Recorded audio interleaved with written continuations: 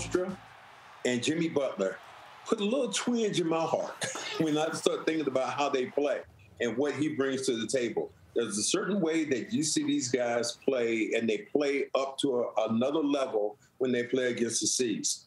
I think the Celtics definitely are the better team, and they will beat them. They will beat Miami probably in 5, but still there's just a slight little hint of fear in my heart sometimes when I think about the Miami Heat. Fear in the heart of Cedric Maxwell, you don't say. Welcome into Arbella Early Edition. I'm Trenni Casey. Chris Forsberg is here with us. So is Cedric Maxwell. You still got a little tinge of fear in your heart, Cedric? There's a little, cramp you have in your leg late at night. Okay, but like you drink enough water? Yeah, but not to the point where I think the Celtics are going to be beat by Miami. I think that the Celtics are a better team, and I think the biggest thing, they can throw more people at Jimmy Butler than other teams. And you also, another guy, Grant Williams, has not even been playing. Grant Williams has played very well against Miami Heat, so look for another little knife to use. Do you have just a little? No, I mean, look, Jimmy's going to, don't let it get to Jimmy time, because he is going to have a game where he'll just take over and win one for them. Like, Spoelstra's going to throw every junk defense at you known to man and force you to, show that you can consistently beat it. But I don't think it's enough for the Heat to win 4 out of 7 games. And so I do think the Celtics love to make things difficult on themselves. So I'm just kind of penciling in 6. Oh. Well, yeah, I know. Me too. I felt it good. 6. But ultimately, it comes down to, I don't see how the Miami Heat score consistently enough to be in this series. You got. No, that's 5. You got 5. That big hand, 5. Max has 5. 5. Well, Jimmy Butler certainly has confidence, because what he said today, putting a little fear in my heart when I hear how confident he is. Heart. Take a listen. This year is our year. We're going to go into this game 1 and do what we're supposed to do, and be the first one to 4. Like I said, we're very capable of it. We have enough. Guys are playing some incredible basketball. I like our chances, as does everybody in this organization. Ooh, look at those. That smile afterwards. Also, Jimmy, you went to Marquette. We wear shirts at Marquette. You're better than that. I was going to say, did he lose it on the way to the press conference? Yeah, or? You get enough money. You can wear actual, like cotton over yourself when you're doing an interview. But, I mean, that's Jimmy Butler, you guys. He has to say that. I know he has to say that, Chris. But I think what is so great, I think what makes him a great competitor and why he puts just a little bit of fear in all of us, where on paper, this could be a clean sweep for the Celtics. They are vastly, and we're going to get to that, it's like vastly more talented.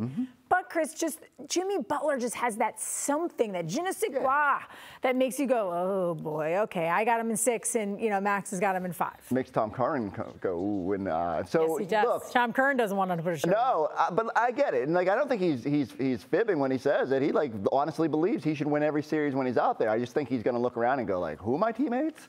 I need these guys to help carry me. So if the Celtics come up with a defensive game plan to at least limit Jimmy, if they take care of the basketball, I go back to it. As good as Jimmy is, there's just not enough overall talent. And if you're telling me that the Kevin Loves of the world and the Kyle Lowrys at his advanced age are going to be able to defend Jason Tatum and Jaylen Brown, I don't quite see it. So they're going to need to be. But you know what?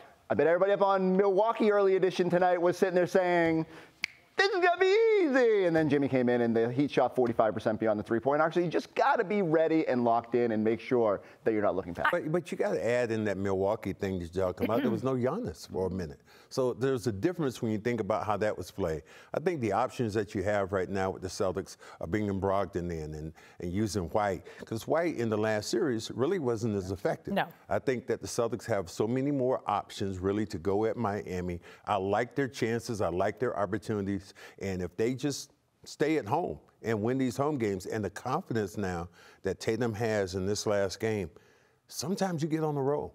And when you get on the roll, I've seen players do that, get on the roll, and the next thing you know, they can't miss shots. They do all those little things. All right, well, both of you guys have been talking about just how much more talented the Celtics are than the Heat. Here is Forsberg's ranking of the top 10 players in the series. 7 of the top 10 are Celtics, including Jason Tatum coming in at number 1.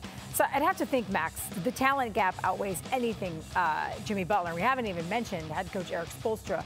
Any advantage they can give him. I mean, maybe you get 1-2 games from those two guys, but they don't have enough, do they, to compete? I did just look at them. I think that when you talk about the top players right now, do the Celtics have 1, 2? When you have Brown and you have Tatum, are those so the only reason? And before anyone gets mad at me on that list, normally I would have Jaylen Brown ahead of Jimmy Butler, but playoff Jimmy is a different beast, so I gave him the slight edge ahead of Jaylen Brown. But the fact of the matter is, you could have gone 2A, 2B in that. Is Jimmy the boogeyman? I mean, because whoa, Jimmy, and I've said it. Everybody else thinks this is the guy.